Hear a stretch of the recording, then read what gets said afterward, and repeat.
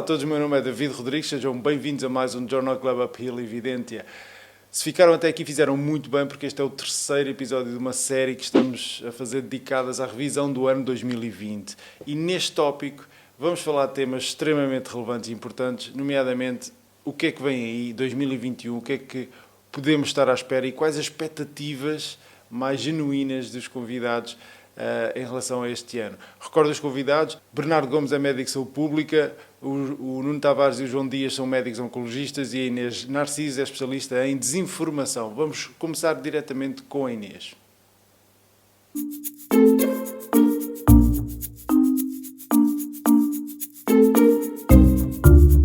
Expectativas 2021, Inês? Eu acho que tudo depende daquilo que acontecer. Acho que as coisas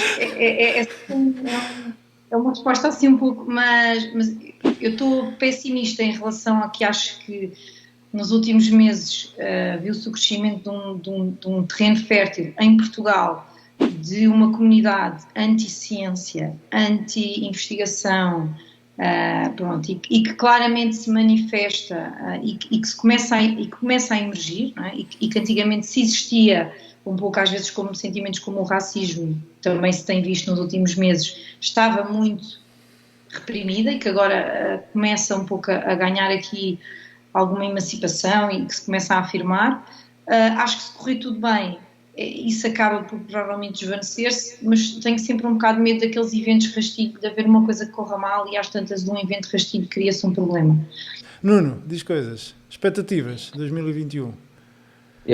A minha expectativa para 2021, eu vou pegar no passado e vou fazer a ponte para o futuro, acho eu. A minha expectativa para 2021 é evidência.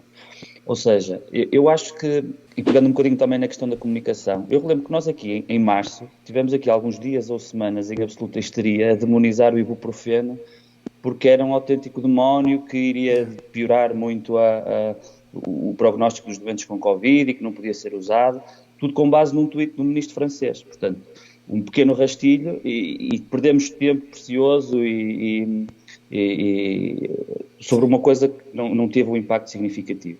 Depois tivemos o aparecimento dos suspeitos de costume, não é? A vitamina D, a cannabis, que iriam salvar tudo. Sim. E eu não poderia terminar este podcast sem também dizer a palavra hidroxicloroquina. Porquê? É muito importante porquê? Porque nós em março quisemos e que fizeste uma círculo completo falando de vitamina D e hidroxicloroquina. Exatamente, tinha que ser.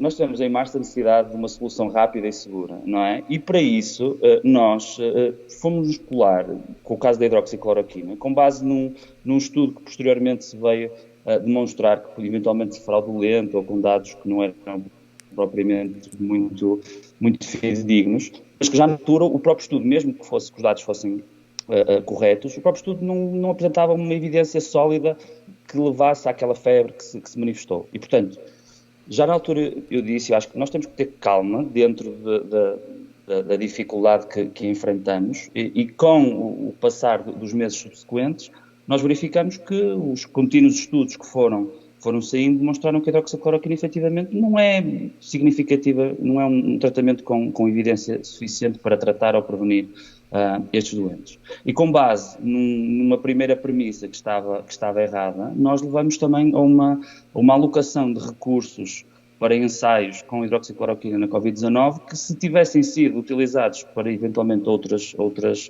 estudos que poderiam eventualmente trazer outros benefícios, se calhar teriam sido melhor alocados. E, portanto, eu acho que aquilo que nós precisamos para o futuro e sempre é evidência e alguma calma para conseguir obter.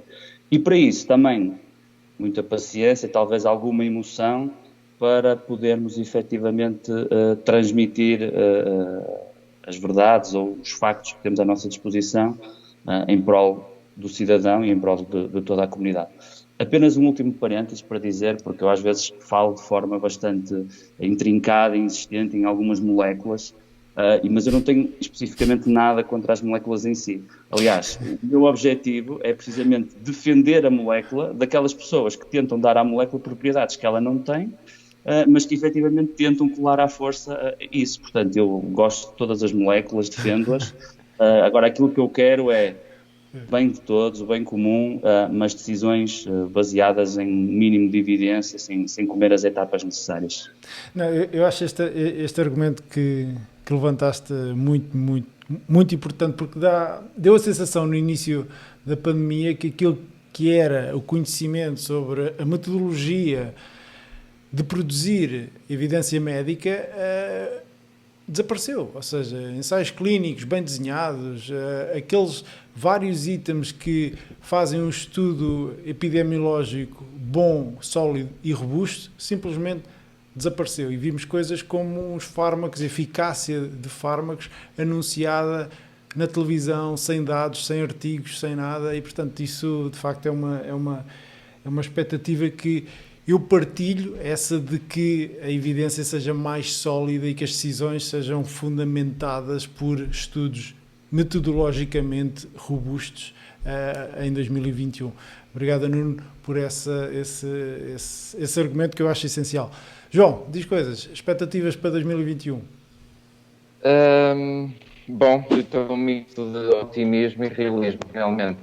Eu acho que ainda temos muito que andar em relação a esta pandemia, como um bocado também nesse, espero que agora, parece-me que as pessoas estão relativamente motivadas e perceberam que houve alguma transparência em todo este processo de desenvolvimento das vacinas e, pelo menos das conversas que tenho tido, acho que a maioria das pessoas está capaz de perceber a importância desta vacina e o feito que foi termos descoberto uma vacina em tão pouco tempo. Claro que isto não vem do nada, não se inventou esta vacina em meses, não é? Todas estas equipas de investigação têm décadas acumuladas de desenvolvimento das plataformas onde depois foram implementadas estas vacinas.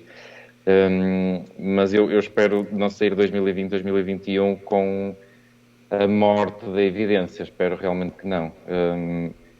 Quando começou a sair aquele estudo inicial da hidroxicloroquina, todos nós da área ficamos, acho eu, muito preocupados. Todos nós tínhamos o feeling de que realmente, com muito pouca probabilidade, a hidroxicloroquina funcionaria. Portanto, mesmo com aquele estudo francês que pareceu levantar...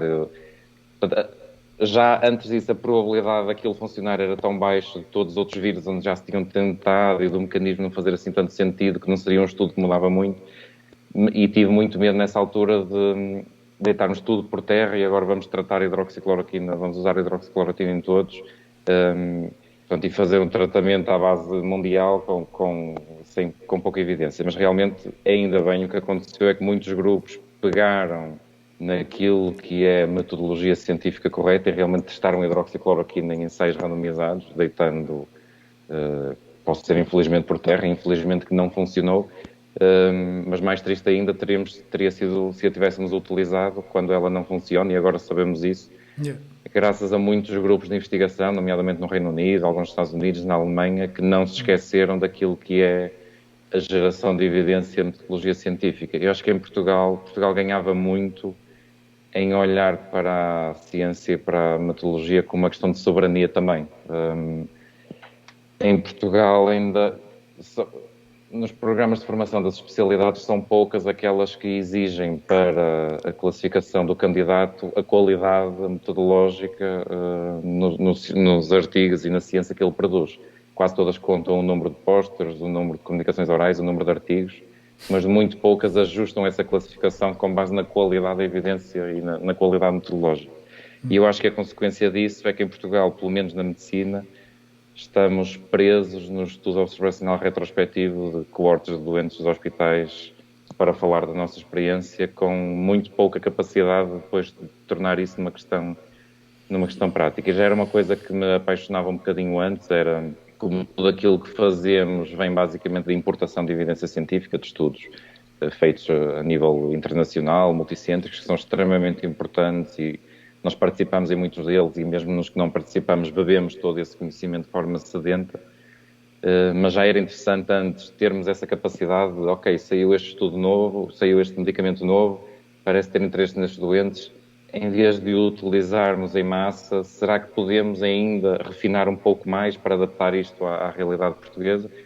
Porque isso não só permitiria tratarmos melhores doentes, mas também poupar, penso eu, vários milhões de euros por ano em medicamentos que normalmente são muito dispendiosos e que utilizamos em larga escala com base nos estudos que lhe deram a aprovação e não fazemos o esforço de tentar aprimorar a maneira que usamos.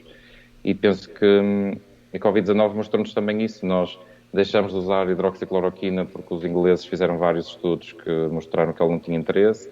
Deixamos cair o remdesivir porque os ingleses fizeram vários estudos que mostraram que ele não tinha interesse. Começamos a utilizar a dexametasona, que tem impacto no risco de morrer de Covid-19, porque os ingleses fizeram um ensaio randomizado que mostrou que ela era útil. E, portanto, deixamos cair um medicamento caríssimo para o substituir por um medicamento baratíssimo, que é muito mais eficaz. E com isto não só salvamos muitas vidas, como permitimos alocar recursos depois a fazer outras coisas. E eu acho que quando os países e as sociedades perceberem que têm de ter esta capacidade de gerar evidência, depois vamos ter as pessoas a confiar nas instituições, porque percebem que na sua zona, as pessoas que moram com elas no seu país têm capacidade de colocar questões que lhes são úteis a elas e que estão do lado delas e que estão a encontrar respostas que vão ter repercussões sobre elas. Eu acho que o grande problema que há hoje em dia é que as pessoas têm muita percepção de que há um certo poder por trás que controla as coisas e as coisas são um bocadinho obscuras e que depois, quando chega ao dia-a-dia, as pessoas já não têm capacidade de perguntar criticamente se é aquilo que deve ser. Isto leva um bocadinho a desconfiança nas instituições, também porque as instituições não têm recursos para se fazer valer e mostrar às pessoas que lutam por elas e que estamos todos do mesmo lado, não é? Portanto, acho mesmo que a evidência deveria ser encarada como uma questão de soberania também. Esse é um tema muito importante, que eu partilho esse desejo que, de facto, a investigação nacional seja mais forte, mais robusta, mais estruturada, que é um bocadinho está em causa desde a raiz, desde os internatos, ela seja muito mais bem estruturada. 2021 vamos ter algumas iniciativas de divulgar a investigação que é feita entre nós, nos nossos hospitais, mas que foge um bocadinho a esses pósteres e que foge um bocadinho a esses estudos retrospectivos, porque apesar de tudo, apesar das dificuldades, há trabalho a ser feito e que vale a pena sublinhar e realçar, e vamos ter em 2021 uma iniciativa da Uphill e da Evidência para divulgar mais ativamente o que de bom se faz entre nós.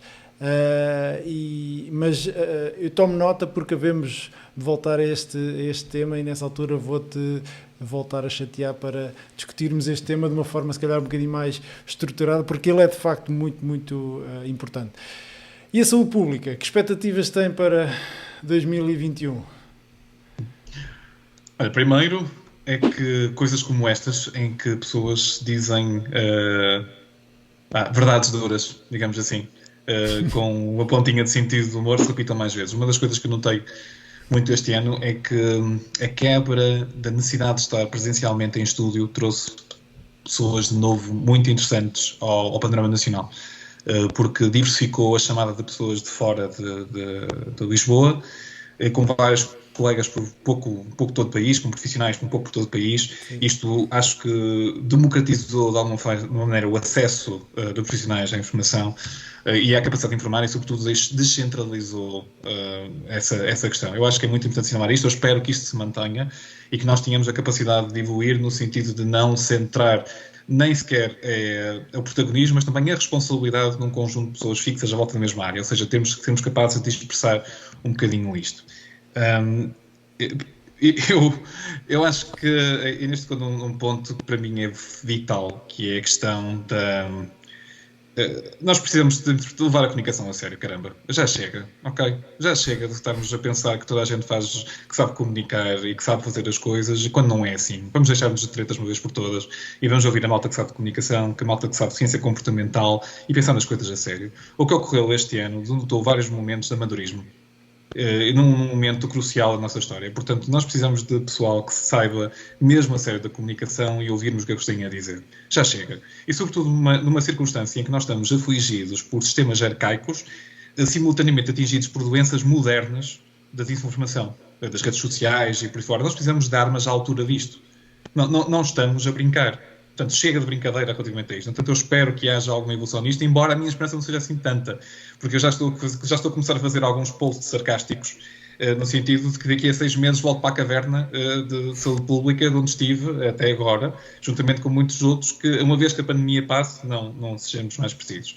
Outra coisa que vale a pena, para além de estar a falar convosco e estar bem humorado, é o uso do humor Pá, eu estava aqui a chorar a rir a ouvir o Nuno, que consegue com o seu sarcasmo fino fazer-me essas coisas. É que nós precisamos também de saber usar as ferramentas todas na comunicação. E uma delas passa pelo humor. Nós temos agora um episódio, provavelmente involuntário, da comunicação da Direção-Geral de Saúde, em termos de algum humor, que é capaz de ter passado não sei quantas barreiras de divulgação que estão habituais. Não sei se o efeito geral é positivo ou não, não me cabe a mim julgar, mas o que é facto é que resultou, de alguma maneira, no sentido de ser divulgado. Pronto, mas isso é uma discussão que podemos ter noutra circunstância. O que eu espero para 2021 é que nós tenhamos, evidentemente, algumas vacinas em número considerável. Estou a pensar a chegar a cerca de 10, 20% da população até maio. Juntamente com a porcentagem da população que já foi afetada, uma coisa que eu gostava de dizer é que os caminhos que a infecção já percorreu não vão voltar a ser percorridos com a mesma facilidade. Portanto, nós vamos ter mais alguma facilidade em conter isto. Só que vai ser um semestre de luta não farmacológica, ou seja, nós vamos ter as vacinas, mas nós vamos ter que continuar a manter medidas para restrição, algumas medidas e etc. Isso vai continuar, essa questão de risco. Sabermos levar isso a um nível mais sofisticado também se pede. E já agora, se não é pedir muito, para 2021, que é nas doenças transmissíveis, nós temos aqui uma oportunidade de ouro para meter um prego no caixão das gripes sazonais, pelo menos a dimensão que elas têm, se nós tomarmos as medidas não farmacológicas em época sazonal. O uso de máscara, simplesmente com o uso de máscara e algumas cautelas adicionais e campanhas, somos capazes de diminuir muito isto. E depois há uma velha amiga minha que se chama tuberculose, que agradeceria muito, mas muito, nem que seja 1/100º da atenção que foi dada à Covid-19, porque nós temos metas muito exigentes até 2030 para eliminar do país e agradecemos toda a ajuda. Portanto, deixo já o apelo para que nós também agora juntemos às fileiras de luta contra a tuberculose e eliminemos os seus focos.